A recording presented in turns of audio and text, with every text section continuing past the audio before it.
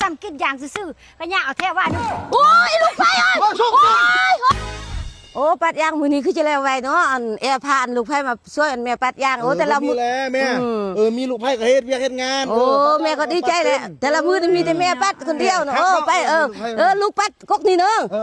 สบายชิวลูกไผ่ก็ฮู้ได้ปัดยางหั่นโอ้ยอย่างสิบู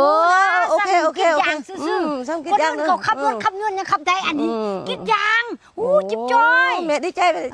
แม่จะกินต้นใดต้นใดแม่แม่จะกินต้นนี้เนาะโอ้แม่จะกินต้นนี้ว่ะโอ้แต่ลูกไผ่ไปกินต้นนั้นเนาะโอ้กินต้นนี้เนาะแม่จะกินต้นนี้เนาะ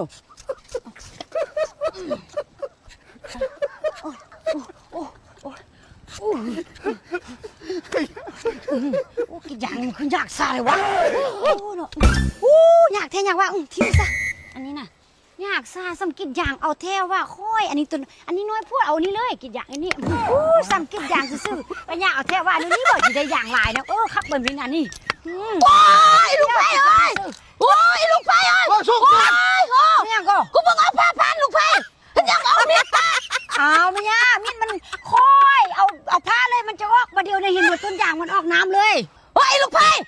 กูมึงเอาผ้าพันนั้นยังโอ้ยลูกไผ่เวียน